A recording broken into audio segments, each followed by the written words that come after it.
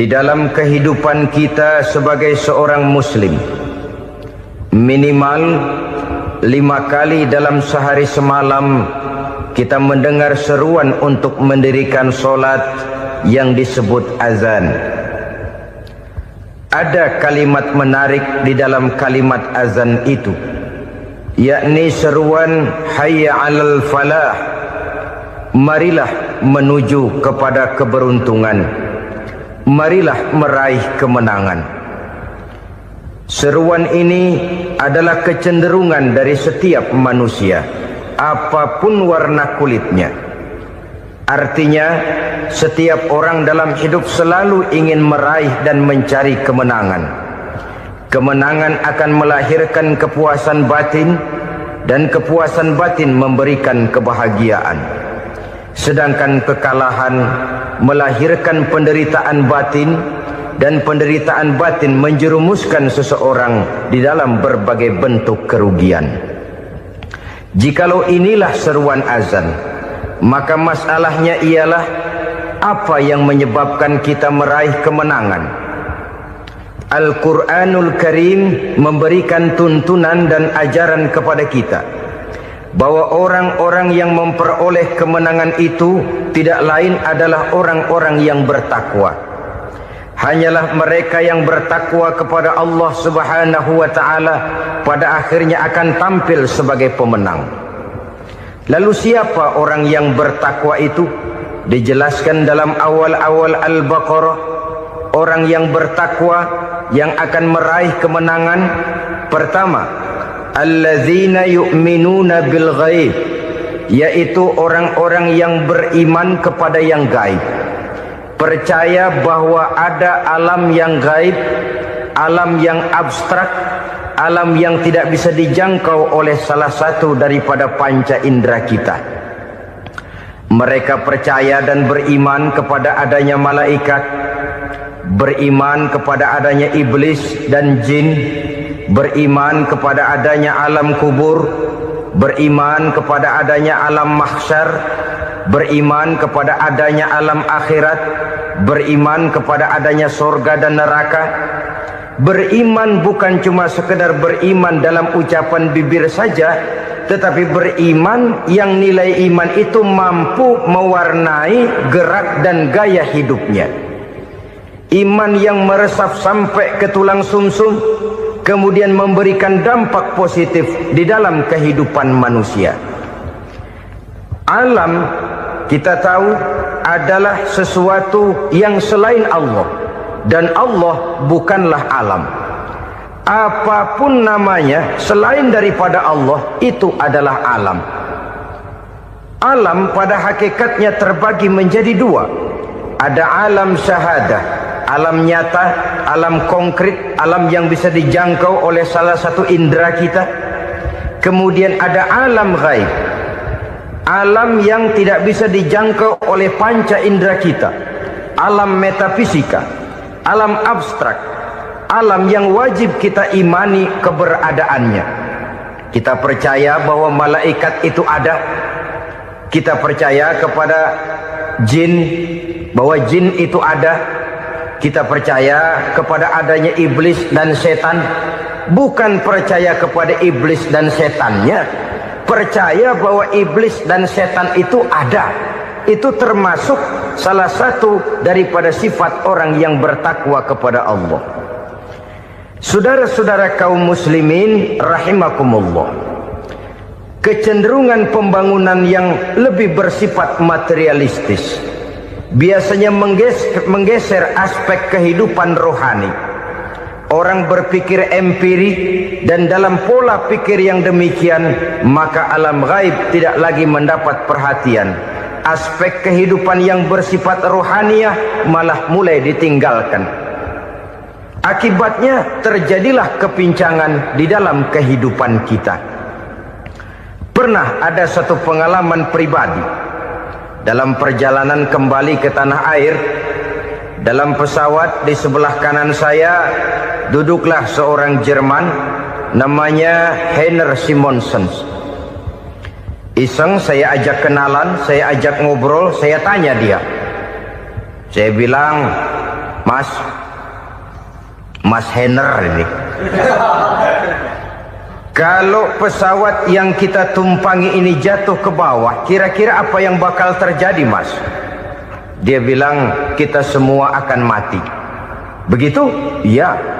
Oke. Apa itu mati? Tanya saya. Dia bilang, untuk tahu apa itu mati, kita harus tahu lebih dahulu apa itu hidup. Saya pikir nih bule bisa ngomong juga. Baiklah kata saya. Apa hidup menurut Anda itu? Oh, hidup itu dia bilang, kalau seluruh anggota badan kita bekerja secara normal, paru-paru memompa darah secara normal, jantung berdetak secara normal, sel-sel tubuh bekerja secara fit, dan organisme tubuh hanya mau bekerja secara normal, dia bilang, kalau kita memberi makan yang cukup, menu yang teratur, dan gizi yang lengkap. Saya bilang, kesimpulannya apa, Ner? Dia jawab, hidup adalah dari tangan ke mulut. Life is from the hand to the mouth, kata dia. Hidup adalah dari tangan ke mulut. Jadi masalah hidup tidak lebih daripada masalah isi perut. Orang pergi pagi, pulang sore, peras keringat, banting tulang, perut yang dibelain. Saya bilang, you are wrong. Sampean salah, Ner. Kamu orang Islam bukan? Bukan. Pantas. Kenapa saya salah? Dia bilang, ya jelas salah. Salahnya di mana? Kamu ini manusia. Kalau hidup cuma dari tangan ke mulut, saya bilang, kambing di kampung saya juga begitu pikirannya, Ner. Itu kambing di kampung saya, asal perutnya kenyang, sudah hidup dia. Perkara besok bagaimana, lusa prospeknya macam mana, bulan depan ada apa, kambing nggak pernah mikir. Di kampung saya kambing juga pikirannya begitu. Kamu Kristen ya? Tadinya. Loh kok tadinya, lalu apa sekarang kamu ini? Dia bilang, sekarang saya netral. Saya tidak beragama, tapi saya percaya kepada Tuhan sebagai pencipta alam. Saya ingat benar dia bilang, I haven't any religious, but I believe to God as the creator of the world. Kenapa bisa netral begitu, Ner? Habis saya bingung katanya. Islam bilang Islam baik, Kristen bilang Kristen baik, Hindu Buddha bilang Hindu Buddha baik, semua agama baik. Saya netral sekalian, nggak beragama. Yang penting saya percaya kepada Tuhan. Saya bilang, Ner, kamu ini kayak orang mau beli celana, lalu bingung. Yang satu bilang Levi's bagus, yang satu bilang Blue Jean hebat, yang satu bilang Wool England hebat. Celana ini hebat, celana itu bagus, celana ini hebat. Semua celana bagus, kamu bingung. Akhirnya netral, tidak pakai celana. Itu juga salah. Saya pikir-pikir, kemudian saya melihat bahwa dua pola berpikir Henner ini nampaknya sudah mulai menggejala di lingkungan masyarakat bangsa kita. Disadari atau tidak, secara jujur kita harus berkata, dua pola pemikiran Henner ini mulai berkembang di tengah masyarakat bangsa kita. Pertama, pola pikir materialisme. Hidup adalah dari tangan ke mulut. Masalah hidup tidak lebih masalah isi perut. Itu yang perlu dibela, dan disitulah arti kehidupan. Pergi pagi, pulang sore, peras keringat, banting tulang untuk mempertahankan perut. Kalau sudah kemari cara orang berpikir, maka buat apa percaya kepada yang gaib? Untuk apa sholat? Untuk apa puasa? Untuk apa zakat? Untuk apa menghadiri majelis taklim? Tanpa kepercayaan kepada yang gaib, hidup berjalan menurut alur empiris dan materialis. Kalau sudah ke sana cara orang berpikir, biasanya orang lalu cenderung menghalalkan segala cara. Hanyalah orang yang percaya bahwa akhirat ada, hanyalah orang yang percaya bahwa alam kubur itu ada, hanyalah orang yang percaya bahwa malaikat itu ada, hidupnya akan lebih terarah dan terkendali. Karena kepercayaan kepada yang gaib yang merupakan fase daripada kehidupan setelah hidup yang sekarang ini, mewarnai gerak pribadi seseorang di dalam dia melakukan kegiatan hidupnya. Pola berpikir materialisme, disadari atau tidak, mulai menggejala di lingkungan masyarakat bangsa kita. Hidup tidak lebih dari urusan tangan ke mulut, mulut ke tangan, tangan ke mulut. Asal perut sudah kenyang, hiduplah sudah. Perkara bagaimana prospek hari yang akan datang, bagaimana akhirat, tidak jadi persoalan. Ini yang oleh Nabi diperingatkan, ad-dunya sijnul mu'min wa jannatul kafir. Dunia adalah penjara bagi orang beriman dan surga bagi orang kafir. Dulu di zaman Belanda hadis ini pernah disalah tafsirkan, disalah artikan, digunakan sebagai senjata untuk mengkebiri dan membuat impoten umat Islam. Sudahlah umat Islam gak usah macam-macam, kata Belanda. Dunia ini kan penjara buat orang Islam, surga buat orang kafir. Di penjara jangan bertingkah.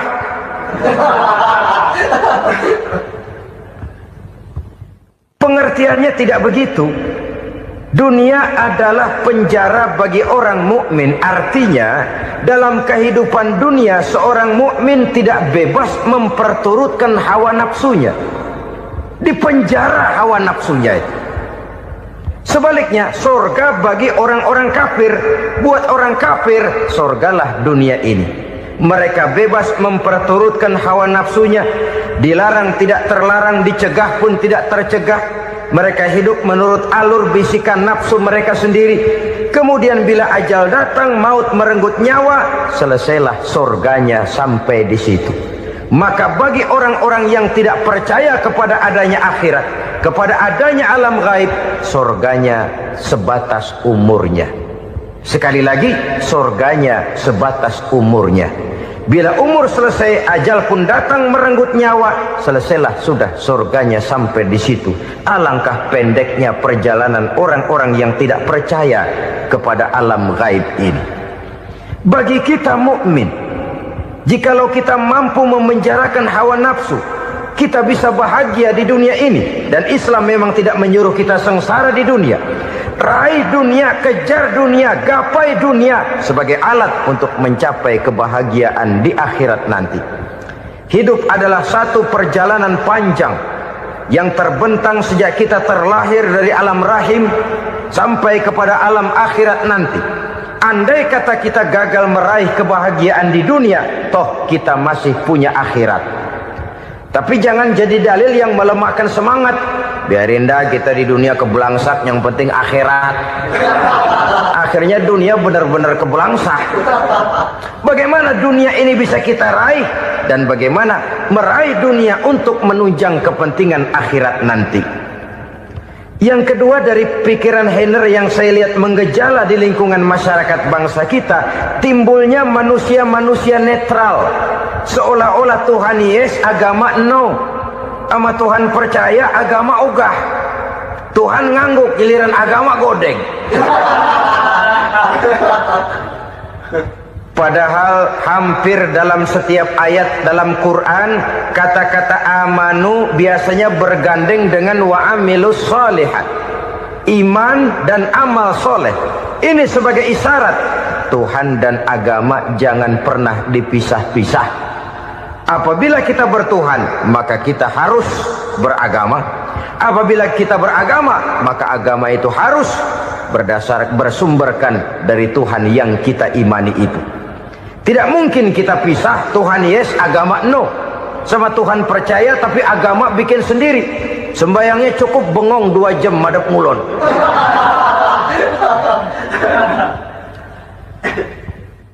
Saudara-saudara kaum muslimin rahimakumullah.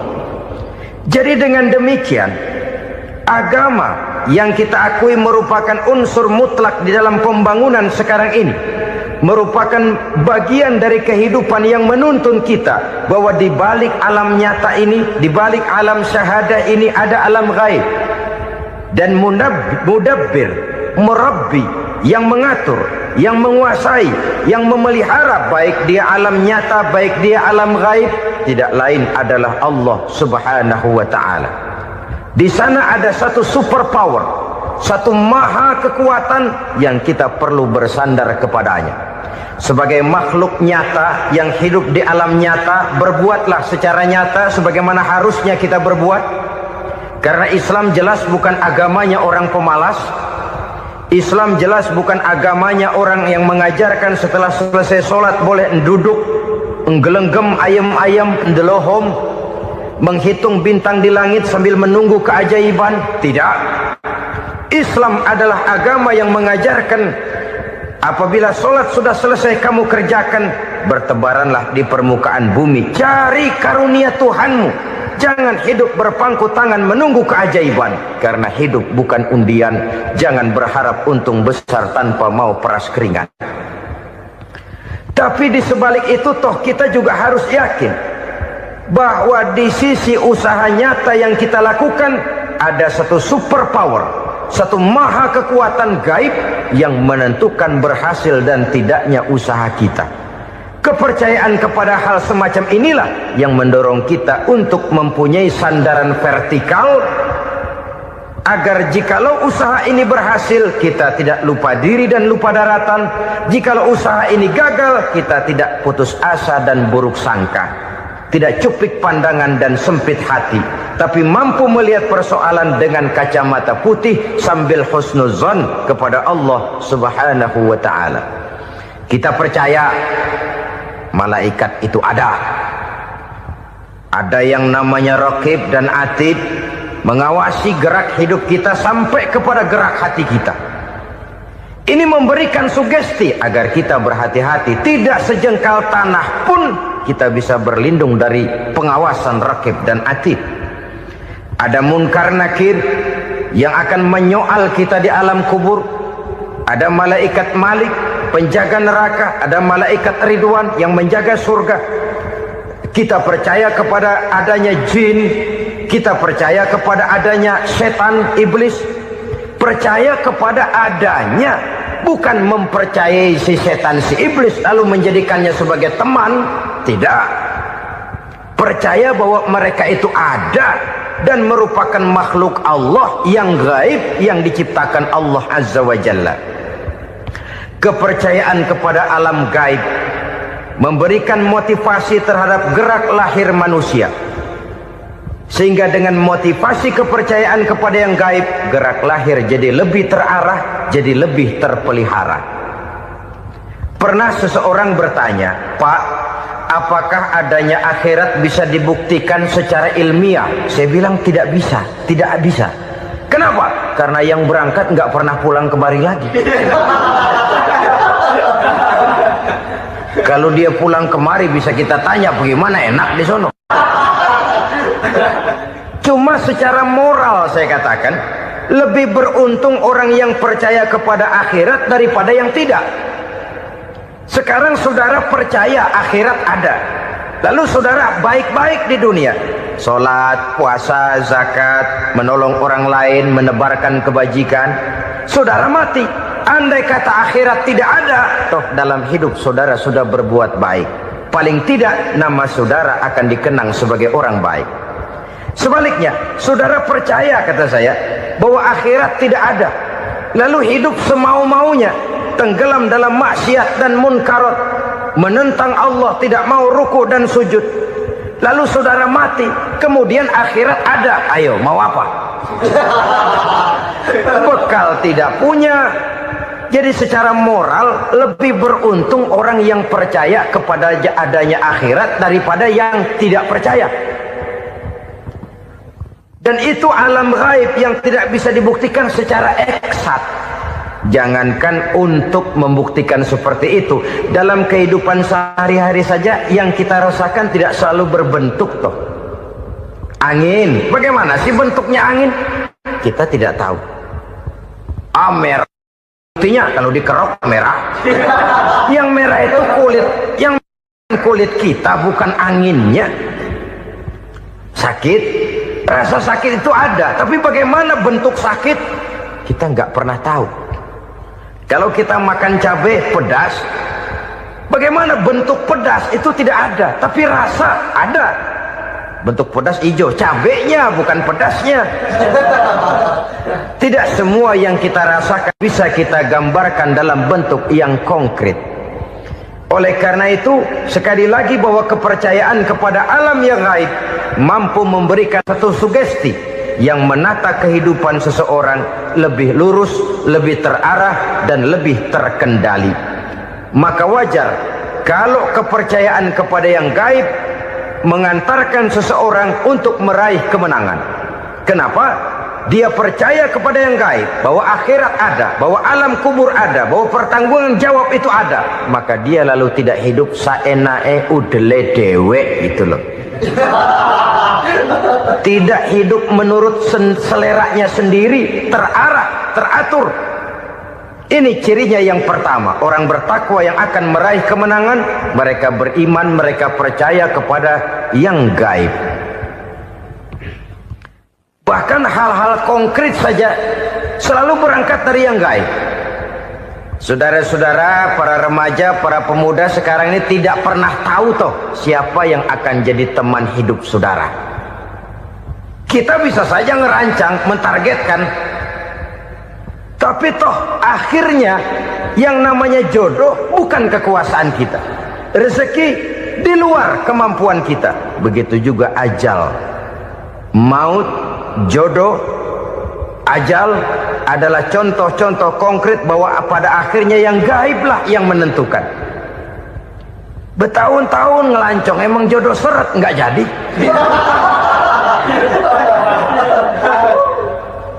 Begitu kenal baru setengah malam nginep ditangkap hansip kan. Hal-hal semacam itu kadang-kadang kita berpikir suuzon, gilet, perempuannya cakep banget, lakinya rebek amat. Memang begitulah jodohnya. Memang begitulah jodohnya. Saudara hadirin ma'asyiral muslimin yang saya hormati, jadi hal-hal yang konkret saja kita yakini sepenuhnya ditentukan oleh satu superpower yang gaib itu tadi.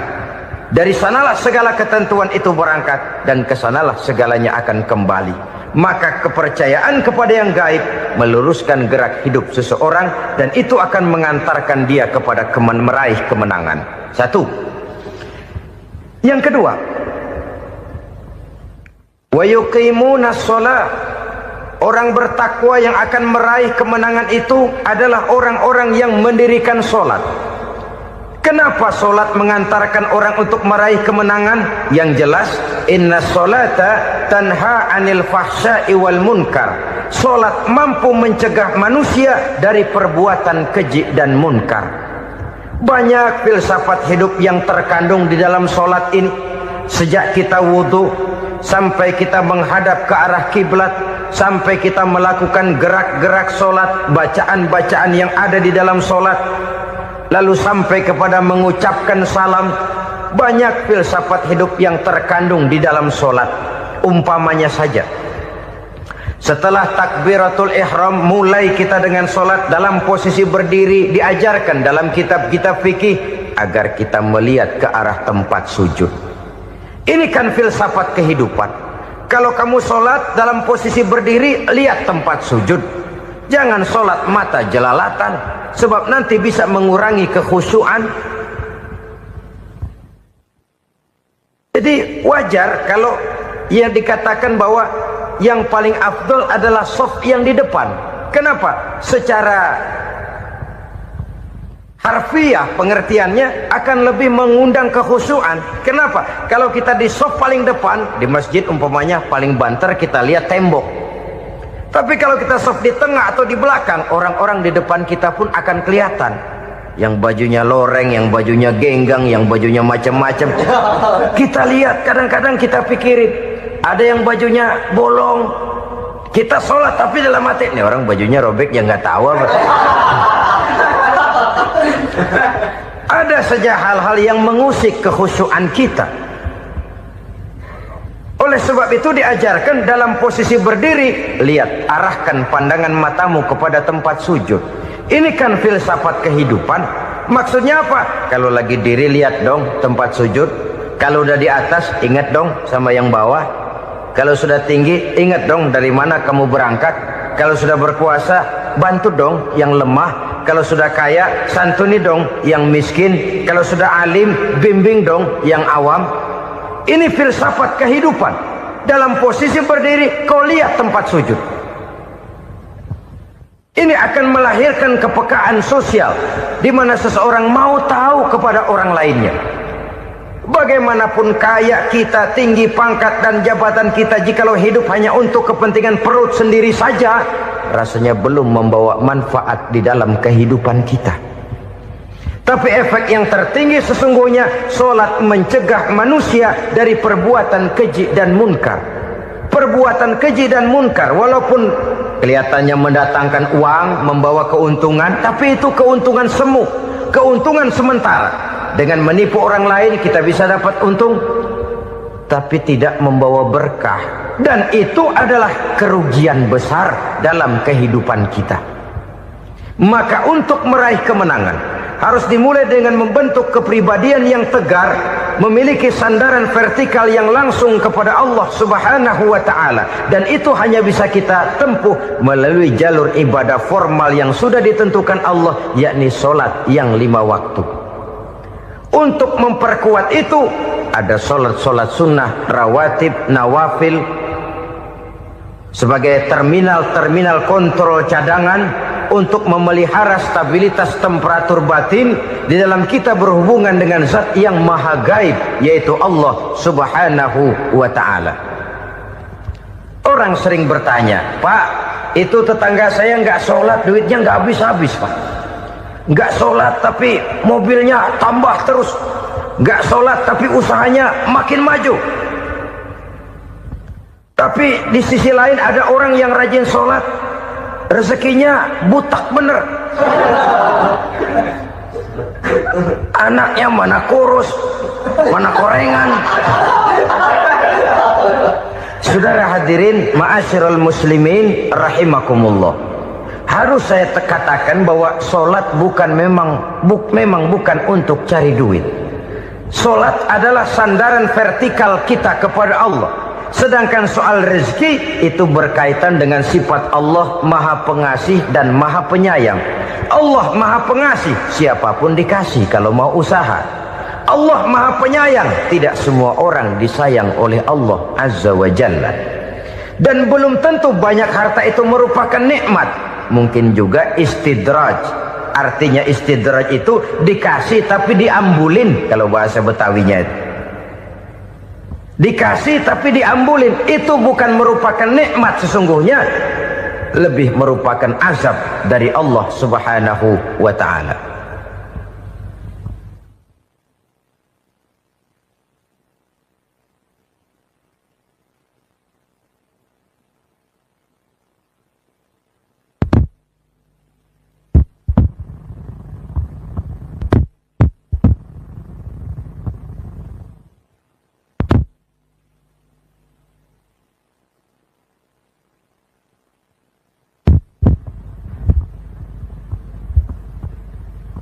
Agama mempunyai sistem solat, dan kita umat Islam telah dituntun oleh Allah Subhanahu wa ta'ala yang wajibnya 5 kali dalam sehari semalam mendirikan solat, dan itu tentu berada dalam jangkauan kemampuan manusia. Pada awalnya barangkali kita memang merasa solat itu satu kewajiban, tapi semakin kita hayati makna, manfaat dan filsafat yang terkandung di dalam ajaran solat, semakin sampai kita kepada keyakinan bahwa solat adalah keperluan kita. Sehingga pada waktu tertentu dinilai puncaknya, kita tidak lagi akan berkata saya wajib solat, tapi kita akan berkata saya perlu solat. Kalau kita sudah merasakan itu adalah keperluan kita, nah di sanalah kita baru akan merasakan ruginya kalau hal itu tidak kita laksanakan. Sepanjang kita masih berkata saya wajib sholat, kita akan lebih merasakan dia sebagai beban ketimbang sebagai keperluan. Yang jelas Allah tidak memerlukan ibadah yang kita laksanakan ini. Dengan kata lain, Andai kata satu dunia penuh ini orang tidak ada yang sholat satu pun, Allah tidak akan turun dari jabatan Tuhan. Jangan lalu berpikir kalau kita ngambek se-RW kagak sembahyang Tuhan tekor kali ini ya. Tentu tidak. Itu perlunya kita, bukan perlunya Allah.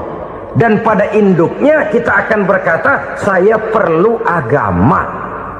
Kalau secara induk kita sudah memerlukan agama, maka konsep-konsep yang ada di dalam ajaran agama itu pun adalah juga merupakan keperluan kita. Baik dia bernama sholat, baik dia bernama puasa, baik dia bernama zakat, baik dia bernama haji, seluruhnya adalah keperluan kita.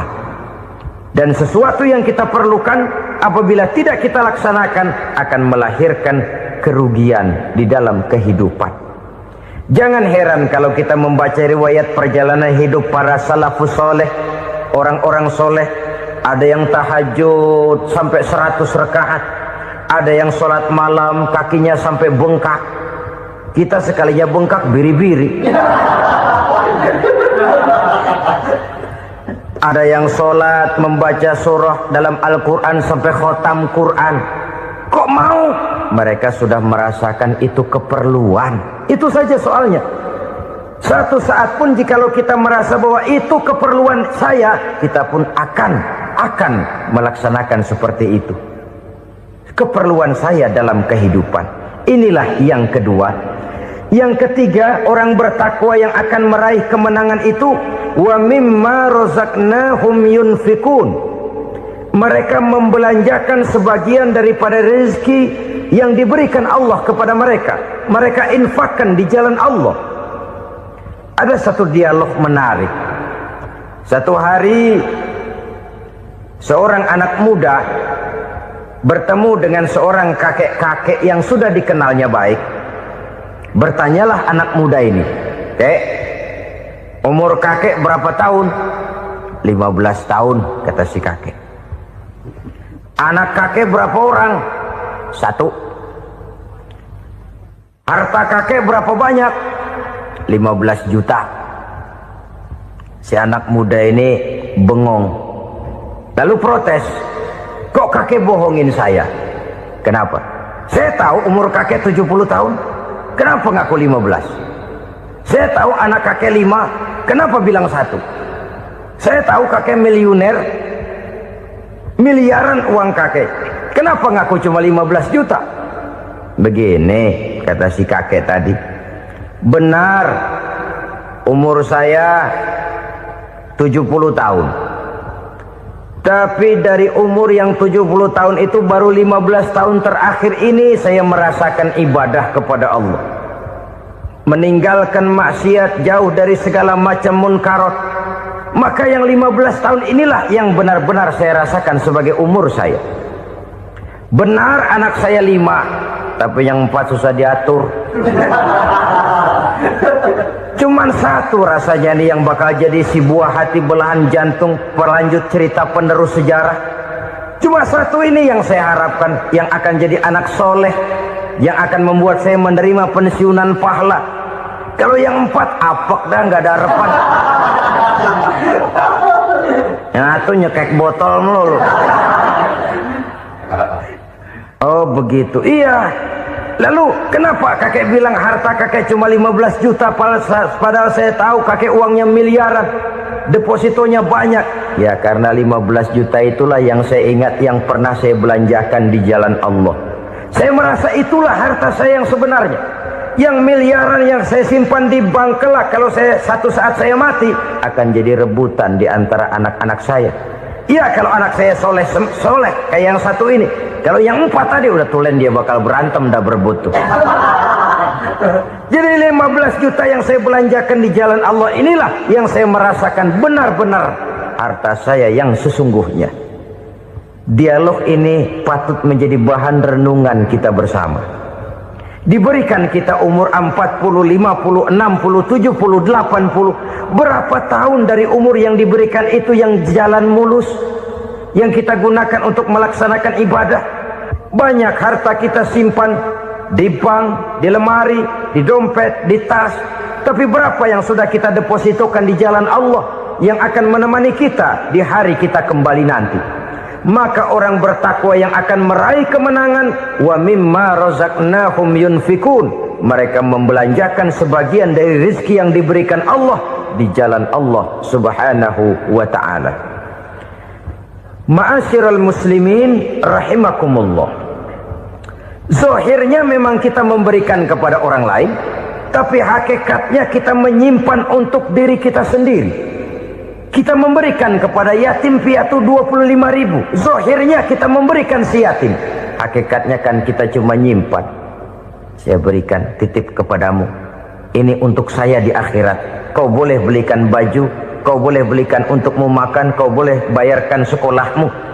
Ini untuk saya. Hakikatnya kita nyumbang masjid 1 juta, zahirnya kita berikan kepada panitia masjid, tapi hakikatnya kan cuma titip.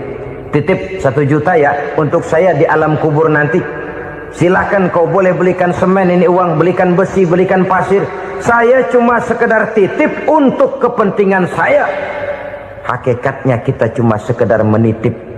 Sebagaimanapun pada hakikatnya, apapun yang kita miliki dalam kehidupan kan cuma sekedar hak guna pakai, bukan hak milik mutlak. Harta kita, rumah kita, kendaraan kita, kebun kita, pabrik kita, hak guna pakai saja. Hak milik mutlak cuma untuk Allah subhanahu wa ta'ala. Saudara-saudara kaum muslimin rahimakumullah, ini yang ketiga. Kemudian yang keempat, orang-orang bertakwa yang akan meraih kemenangan, allazina yu'minuna bima unzila ilaika, mereka yang beriman, mereka yang percaya kepada apa yang telah diturunkan kepadamu Muhammad, ay Al-Quran, yakni Al-Quranul Karim. Setelah percaya kepada yang gaib, mendirikan solat, kemudian menginfakkan sebagian dari rezeki yang diberikan Allah, mereka juga lalu percaya kepada yang diturunkan terhadap Nabi, yaitu tidak lain Al-Quranul Karim. Sekali lagi di sini, percaya bukan hanya sekedar percaya saja, tetapi percaya lalu menjadikan Al-Quran itu sebagai pedoman hidup.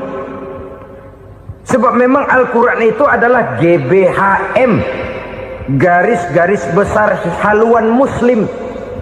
Apa yang harus kita lakukan, apa yang harus tidak kita lakukan, bagaimana mestinya kita bertingkah laku dan berbuat, seluruhnya tercantum di dalam Al-Quranul Karim.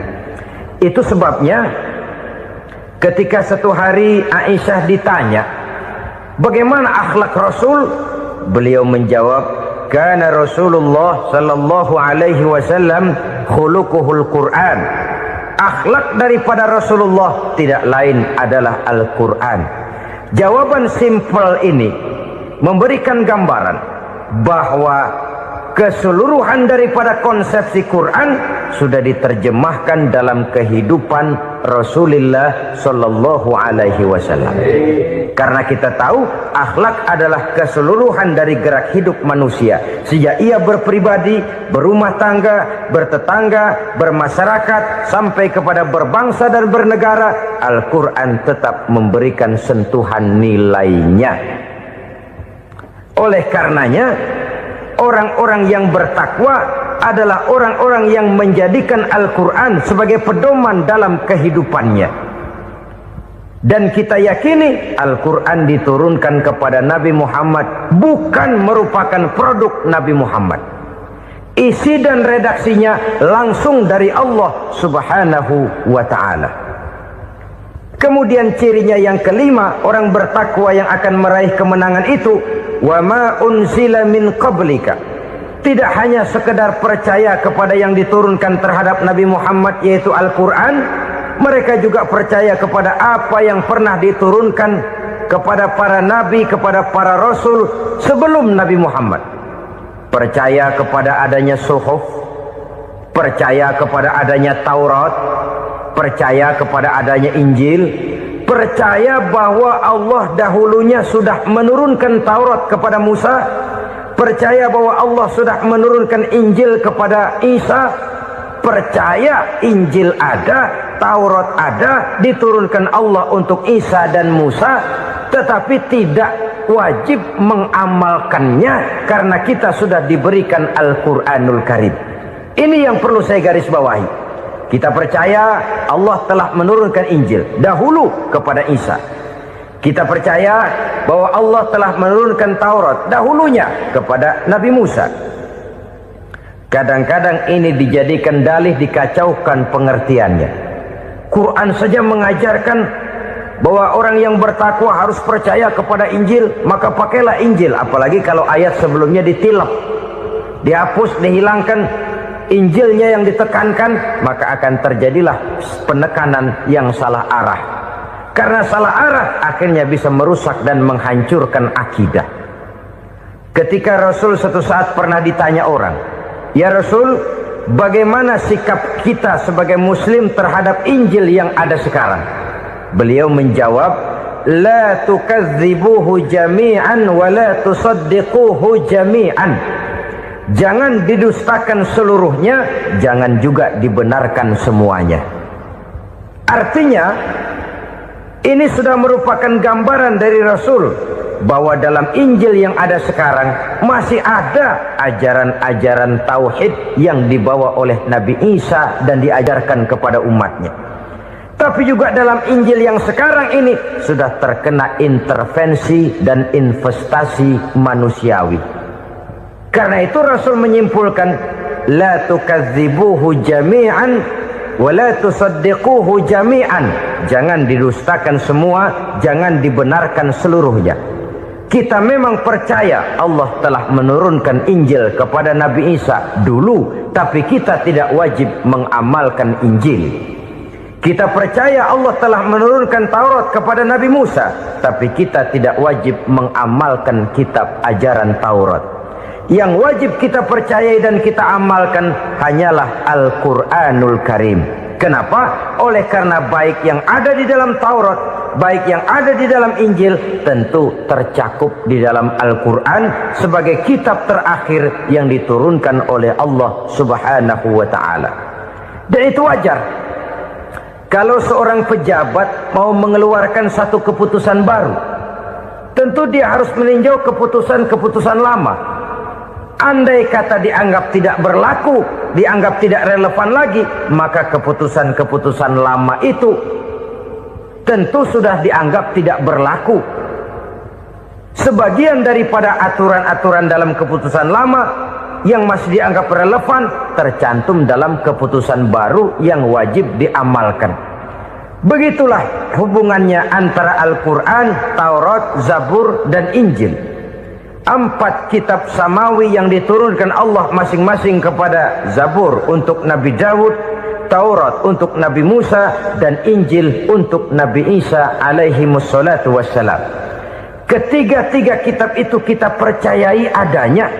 Kita yakini Allah telah menurunkan Zabur, Taurat, dan Injil. Tapi kita tidak wajib mengamalkannya. Yang wajib kita mengamalkannya sekarang ini tidak lain hanyalah Al-Quranul Karim saja. Karena ia mencakup apa yang ada di dalam Zabur, apa yang ada di dalam Taurat, dan apa yang ada di dalam Injil. Keotentikannya bisa dipertanggungjawabkan. Ya, tapi kan Nabi Muhammad sudah mati 14 abad yang lalu, dan di zaman beliau Al-Quran kan belum dikodifikasikan, belum ditulis. Bagaimana keotentikannya bisa dipertanggungjawabkan? Mudah saja. Allah berjanji, "Inna nahnu nazzalna dzikra wa inna lahu lahafizun." Kami yang menurunkan Al-Quran dan kami yang akan menjaga dan memeliharanya. Allah turunkan Quran, Allah menjaganya. Bagaimana cara Allah menjaga Al-Quran itu? Banyaknya orang-orang yang hafaz Al-Quran. Hafaz Al-Quran 30 juz, 114 surah, 6.666 ayat. Sehingga jangankan satu kata, jangankan satu ayat, satu kalimat saja berubah sudah akan timbul reaksi dan mudah dimengerti. Kenapa? banyak orang-orang yang hafaz Al-Quran. Sedangkan pada setiap akhir tahun biasanya malaikat Jibril selalu mengadakan checking terhadap ayat-ayat yang diturunkan pada waktu itu. Di zaman Nabi sendiri sudah ada usaha kodifikasi. Dan yang lebih luar biasa lagi, sampai hari ini tidak seorang pun mampu membuat satu ayat saja semacam Al-Quran. Ke bahasa manapun dia diterjemahkan, naskah aslinya tetap ikut. Rujukan dasarnya tetap ada. Berdasarkan itu, maka tidak mungkin terjadi penyelewengan terhadap atau pemalsuan terhadap ayat-ayat Al-Quranul Karim. Kesuciannya, keotentikannya, kemurniannya bisa dipertanggungjawabkan. Ma'asyiral muslimin rahimakumullah. Oleh karenanya, konsepsi dasar daripada ajaran Islam ini memang tidak lain adalah Al-Quran dan Sunnah. Isi daripada agama Islam yang merupakan iman, Islam dan ihsan, konsepsi dasarnya tidak lain adalah Al-Quran dan Sunnah Rasulullah Sallallahu Alaihi Wasallam. Maka yang kita perlukan sekarang ini adalah terjemahan Al-Quran di dalam kehidupan kita. Dengan demikian, maka gaya kehidupan yang lebih Qurani itulah yang kita dambakan. Kita perlu memang terjemahan Quran dalam bahasa Inggris, dalam bahasa Belanda, dalam bahasa Jepang, tapi yang lebih kita perlukan adalah terjemahan Quran di dalam kehidupan kita. Konsekuen, tidak memanipulasi, ringan sama kita jinjing, berat sama kita pikul. Jangan kalau lempengan ayat Quran tuh kira-kira enak diamalin, keras teriakan kita. Giliran kira-kira ayat Quran itu mukul kepala kita sendiri, diam kita. Itu ciri yang pernah disindir Allah dalam awal-awal Baqarah juga. Ciri beragamanya orang yang munafik. Kullama adha'a lahum masyawfi, kata Allah, wa iza azlama alaihim qamu. Apabila terang mereka jalan, apabila gelap mereka berhenti. Artinya, kalau kira-kira di Islam nguntungin, rame-rame pada teriak Islam. Tapi ketika diminta untuk berjuang, ketika dituntut untuk berkorban, rame-rame mengundurkan diri. Nasib agama tidak ubahnya seperti daun pisang yang dikait orang di tepi jalan lantaran tak berpayung di ketika hari hujan. Manakala hujan usailah sudah, daun itu pun dicampakkan di tepi jalan, diinjak pula orang nan lalu. Artinya, orang menjadikan agama cuma sebagai lipstick, decoration only, tidak konsekuen. Hanya pada saat-saat kelihatannya Islam membawa keuntungan, rame-rame orang teriak-teriak tentang Islam. Tapi jikalau diminta berjuang, jikalau dituntut untuk berkorban, biasanya rame-rame juga mengundurkan diri. Jangan heran kalau mayoritas hitungan kita, tapi minoritas peranan kita. Kuantitas kita dalam jumlah, tapi dalam kualitas kita lebih sering jadi penonton daripada jadi pemain. Padahal itu sangat tidak boleh terjadi. Umat Islam di Indonesia harus bangkit. Umat Islam di Indonesia harus sadar akan keberadaannya. Tidak boleh hanya jadi penonton berpangku tangan. Karena memang agama kita juga mengajarkan untuk konsekuen di dalam menjabarkan ajaran-ajaran daripada agama kita. Kita sering menjadi jatuh menjadi umat yang lemah oleh karena kita ini tidak pandai menggalang kebersamaan yang diakibatkan tidak konsekuennya kita. Diistilahkan bahwa umat Islam di dalam menggalang kebersamaannya itu harus seperti orang main sepak bola. Saudara-saudara kan tahu orang main sepak bola itu. Orang main sepak bola, kalau pertandingan belum dimulai sih silakan saja kumpul di luar lapangan, atur strategi yang baik. Tapi kalau pertandingan sudah dimulai, turun ke lapangan hijau, jangan kumpul terus.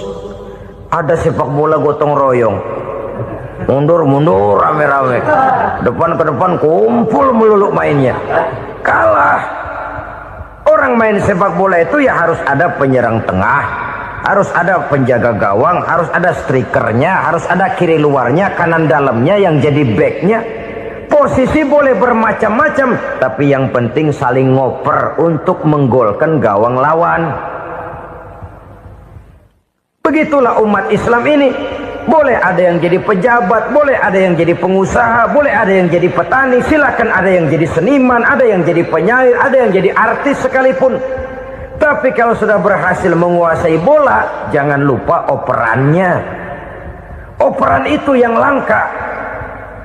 Kita ini muslim kadang-kadang kalau sudah memegang menguasai bola, kalau belum mau mampus, belum mau ngoper.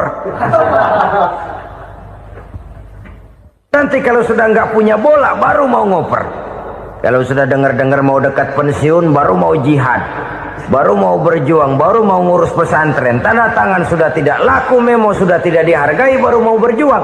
Kemarin kemana, Mas?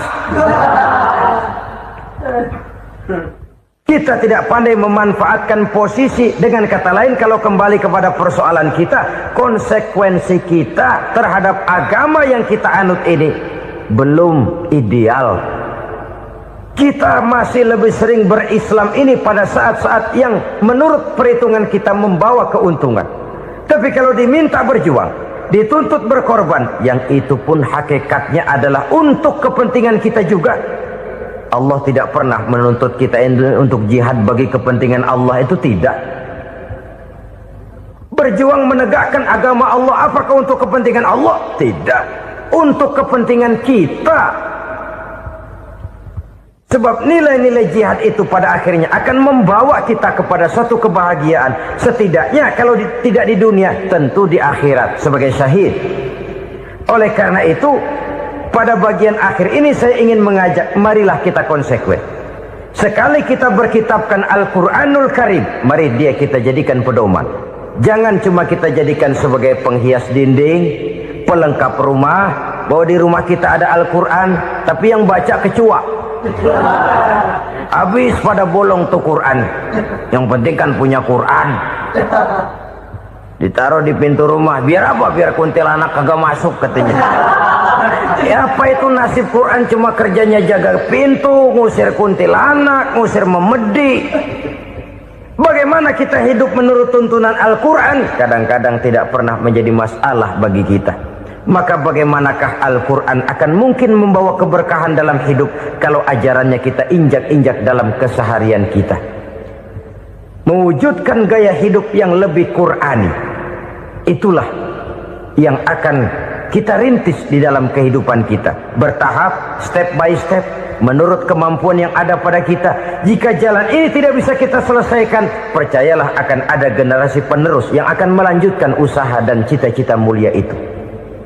Jadi percaya kepada Taurat, percaya kepada Injil, sekadar percaya Allah dahulunya sudah menurunkan itu. Tapi kita tidak wajib mengamalkannya. Kenapa? Generasi Injil masa berlakunya sudah kedaluarsa. Taurat masa berlakunya sudah kedaluarsa. Injil pernah berlaku untuk orang Nasrani di zaman Nabi Isa. Taurat pernah berlaku untuk orang Yahudi di zaman Nabi Musa. Setelah generasinya berlalu, datang Rasul penutup yang membawa Al-Quranul Karim. Maka Al-Quran itulah yang berlaku menjadi pedoman sampai hari akhir nanti. Jangan jauh dari Al-Quran, karena apabila ini kita lakukan, maka kita akan kembali kepada satu gaya hidup yang jauh dari tuntunan agama, dan itu artinya kita akan semakin jauh untuk meraih kemenangan. Saudara-saudara kaum muslimin rahimakumullah, yang keenam, yang terakhir, orang-orang bertakwa yang akan meraih kemenangan itu wabil akhirati hum yuqinun. Mereka percaya, mereka yakin seyakin-yakinnya akan adanya hari akhir, di mana seseorang akan mempertanggungjawabkan seluruh perbuatannya di dalam hidup ini. Dan tidak ada satu perbuatan yang bagaimana kecilnya sekalipun, yang tersembunyi dalam pandangan manusia, yang tidak akan dibukakan persoalannya di mahkamah Qadi Rabbul Jalil di akhirat nanti. Itulah sebabnya maka percaya kepada akhirat disebut secara khusus Padahal di awal tadi sudah dijelaskan yu'minuna bil ghaib, percaya kepada alam gaib, dan alam gaib ini termasuk akhirat. Kenapa pada bagian akhir disebut lagi akhirat? Karena ternyata bahwa kepercayaan kepada adanya akhirat merupakan induk dari kepercayaan terhadap adanya malaikat, setan, jin dan lain sebagainya, dan akan lebih memberikan sugesti dalam kehidupan manusia untuk meluruskan gerak hidupnya. Jikalau satu saat tergerak hati akan berbuat kejahatan, ingin mencuri, sadarlah, awas ada akhirat. Sebab kalau kita cuma teriak awas ada polisi, itu cuma tertunda sementara. Begitu polisi meleng, embat. Kalau kita ingin berbuat jahat cuma berteriak awas ada hansip, cuma sementara ketika hansip itu ada. Tapi kalau ceritanya awas ada akhirat, mau menyeleweng awas ada akhirat, mau berjudi awas ada akhirat, mau mencuri awas ada akhirat. Keyakinan yang akan meluruskan gerak hidup manusia sehingga gerak itu jadi lebih terarah dan terkontrol, tidak merugikan baik diri sendiri, lebih-lebih orang lain. Ternyata bahwa kepercayaan kepadanya adanya hari akhirat sanggup menjadi sumber daya kontrol dari kehidupan manusia, sehingga ia tidak terjebak dalam perbuatan maksiat dan munkarat. Saudara-saudara kaum muslimin, inilah saja yang kita bicarakan pada pertemuan kali ini. Semoga Allah subhanahu wa ta'ala memberikan kekuatan zahir dan batin kepada kita. Amin. Untuk dapat meraih kemenangan dengan beriman kepada yang gaib, mendirikan solat, membelanjakan sebagian dari rezeki yang diberikan Allah, percaya kepada Al-Quran, beriman kepada kitab-kitab yang diturunkan sebelum Al-Quran, lalu meyakini adanya hari akhirat. Terima kasih atas segala perhatian, mohon maaf atas segala kekurangan. Usikum wa nafsi bitaqwa.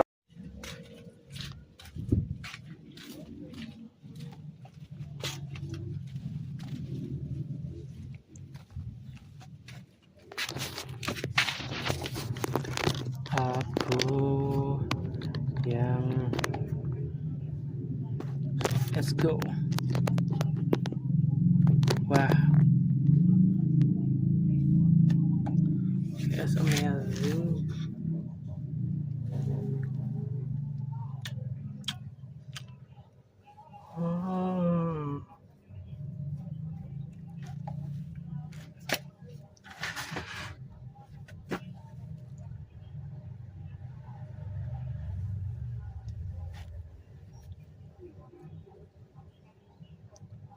Aku akan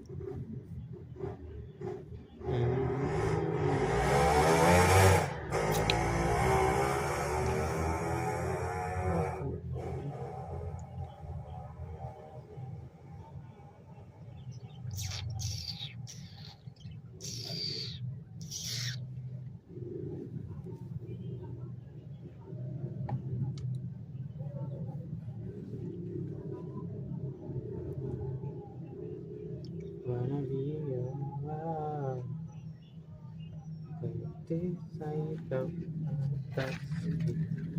Baby, I don't say nothing. Baby, I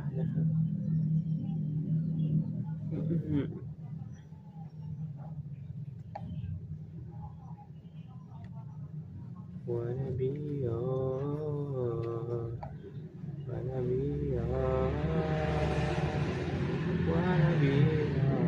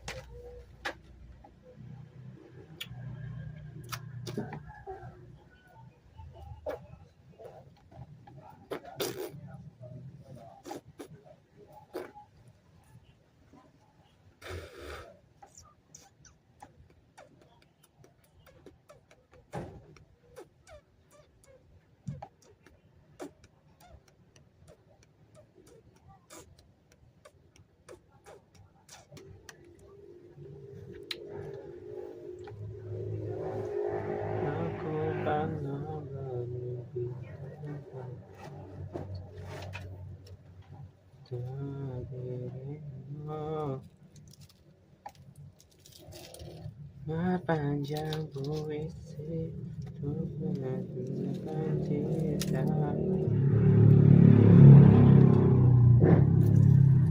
Aku pernah berpikir tentang cinta. Aku ada yang menunggu masa yang telah hilang. Ada yang ingin sebuah masa yang telah hilang. Ku korek kadang aku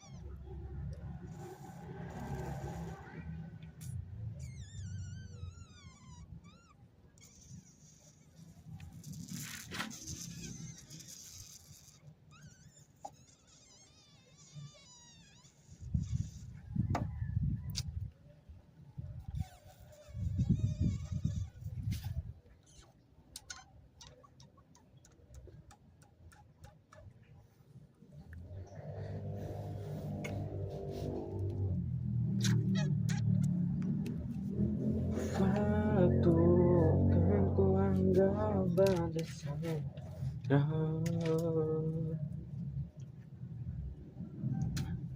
Ku harus Himalaya. Apapun kan ku lakukan, kirim FM ku penjaga EW6.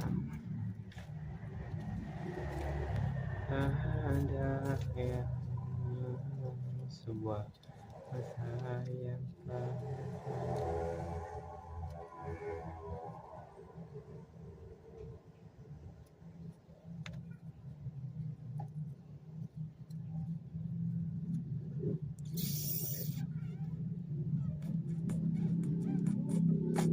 pikir yang tentang kabar dunia.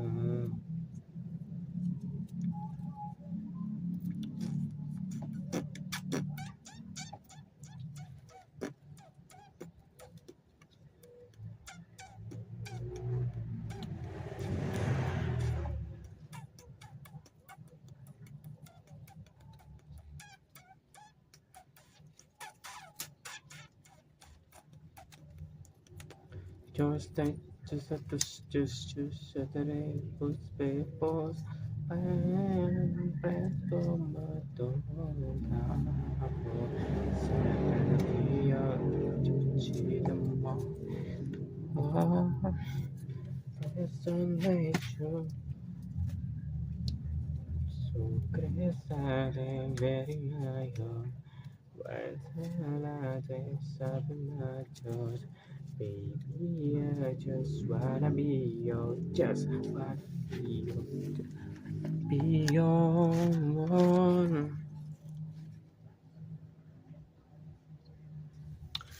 Oh.